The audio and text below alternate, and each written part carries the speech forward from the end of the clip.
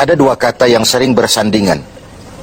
Kita kenal betul kata itu, yaitu hak dan kewajiban. Kewajiban adalah sesuatu yang harus kita laksanakan.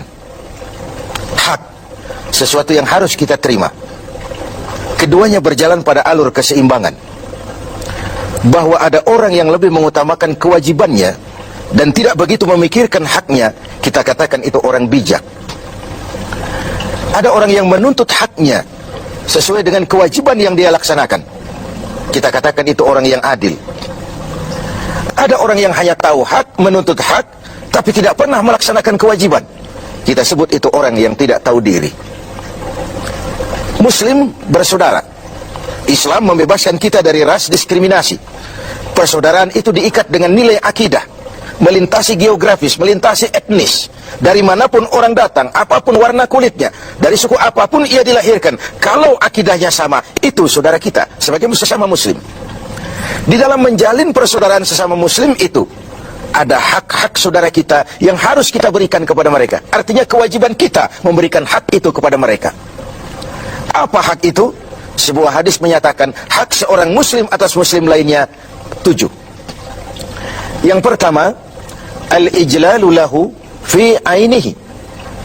Ia memandang saudara muslimnya itu dengan respek, dengan rasa hormat, dengan istilah orang-orang tua kita dulu, nguwong ke uwong. Orang itu ya dianggap orang apapun profesinya. Saudara muslim kita itu jadi pemulungkah dia, penarik becakkah dia, pekerja kasarkah dia, ada rasa respek kita terhadap dia, rasa hormat kita kepada dia, dan itu karena nilai-nilai akidah, nilai keimanan, bukan karena profesinya. Kalau kita hargai orang karena profesinya semata, jadilah penjilat kita ini. Bukankah Rasulullah SAW telah memberikan contoh yang sangat baik kepada kita? Beliau oleh Al-Quran dituntun, Qul innama ana basyarum mislukum. Katakan kepada mereka Muhammad, umatmu, aku manusia juga seperti kalian. Seolah-olah Tuhan ingin berpesan, Muhammad, jangan tempatkan dirimu di atas yang lain. Ternyata Rasulullah Sallallahu Alaihi Wasallam yang begitu baik hatinya, begitu mulia akhlaknya, begitu luar biasa ibadahnya, entoh oleh Allah masih diberikan bimbingan. Qul innama ana basyarum mislukum. Katakan kepada mereka Muhammad, aku manusia juga seperti kalian. Jangan tempatkan dirimu di atas yang lain. Kemapanan sering menggoda dan menggeser idealisme kita.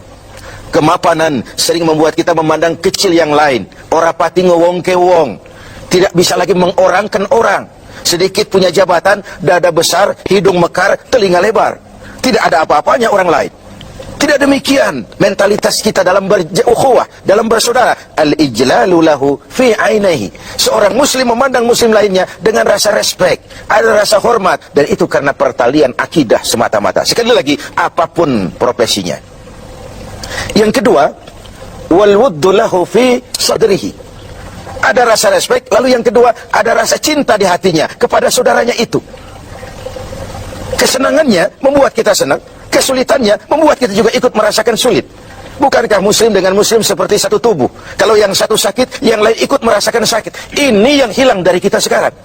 Ini yang tidak lagi kita miliki. Ketika ibu jari tersandung batu, mulut berkata aduh, kepala ikut pusing, air mata mengalir tanpa komando, refleks terjadinya. Bahkan tidak pernah ada ibu jari tersandung, mulut malah nyumpahi, rasain aja sendiri. Tidak mungkin seperti itu. Begitulah kita dalam menjalin komunitas sebagai seorang muslim. Ada rasa cinta di hati kita. Kemajuannya membuat kita senang. Semakin tinggi dia, semakin menjulang dia, semakin ikut senang kita. Senang dengan orang yang senang. Susah kalau melihat dia susah. Itu yang kedua.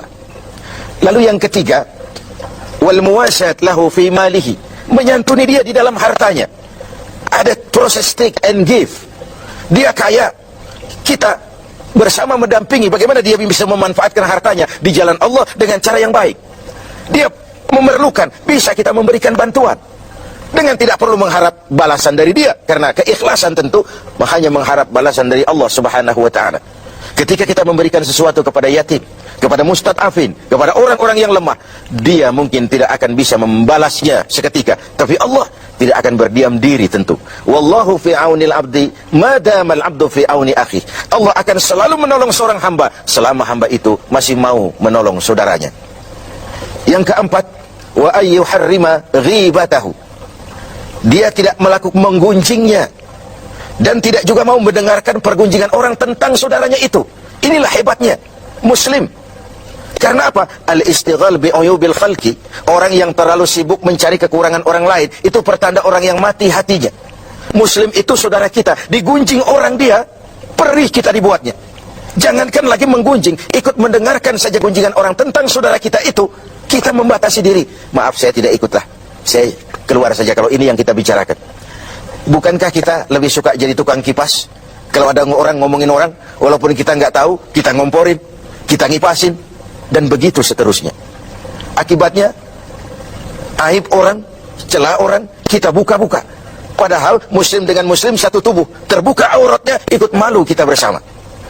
Karena itu hak dia untuk tidak digunjingkan, kewajiban kita untuk tidak menggunjingkan, bahkan tidak juga suka mendengarkan dia digunjingkan juga oleh orang lain.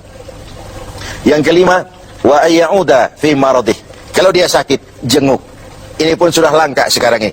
Silaturahmi. Kedatangan kita saja sudah merupakan obat. Doa kita sudah memberikan sugesti bagi proses penyembuhannya. Karena apa yang tidak kita suka terjadi pada diri kita, jangan juga lakukan itu pada orang lain. Apa yang ingin orang lain lakukan terhadap kita, harus juga kita mau melakukannya kepada orang lain. Kalau kita ingin dihormati, belajarlah menghormati orang lain. Kalau kita ingin didengarkan pembicaraan kita, suka jugalah mendengarkan pembicaraan orang lain. Ada proses take and give dalam kehidupan ini. Yang keenam, wa ayyushayyi'a janazatahu. Kalau berpulang dia, meninggal dunia dia, antarkan jenazahnya. Antarkan jenazahnya, kesempatan terakhir menuju tempat peristirahatannya yang terakhir. Lalu yang terakhir, wa alla yaqula lahu ba'da mautihi illa khairan. Setelah wafatnya, tidak ada pembicaraan lagi tentang saudaranya itu kecuali yang baik-baik saja. Tidak lantas setelah saudaranya meninggal, oh dia memang hutangnya di mana-mana itu. Oh di sana nipu, di sini nipu. Tidak. Setelah saudaranya tidak ada, meninggal, pembicaranya hanya tentang yang baik-baik saja dari saudaranya itu. Begitulah hak saudara kita yang harus kita berikan. Begitulah kewajiban kita yang harus kita laksanakan. Innamal mar'u ahadisun ba'dahu fakun hadisan hasanan liman wa'a. Manusia akan jadi pembicaraan setelah dia tidak ada.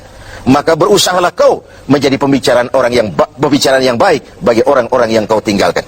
Berusahalah dalam hidup ini agar kau jadi pembicaraan yang baik-baik bagi orang yang kelak kau tinggalkan itu. Inilah hak-hak yang harus kita berikan kepada saudara kita muslim. Ini pula kewajiban-kewajiban yang harus kita laksanakan sebagai muslim. Semuanya dalam rangka membentuk sebuah komunitas yang diikat tadi dengan nilai-nilai akidah. Al-mu'min kal-mu'min kal-bunyan yashuddu ba'dahu ba'da. Dalam riwayat lain, muslim dengan muslim seperti sebuah bangunan, yang satu harus saling memperkuat dengan yang lain. Sebuah bangunan dinamakan rumah karena ada yang mau jadi tiang, mau jadi jendela, mau jadi pintu, mau jadi genteng. Begitulah umat ini. Ada dia yang jadi pejabat tinggi, ada dia yang jadi pemulung, ada dia yang jadi tukang beca. Pendeknya, tidak ada pekerjaan halal yang hina. Dan jangan karena profesi menyebabkan kita memandang remeh dan ringan orang lain, betapa dan apapun dia.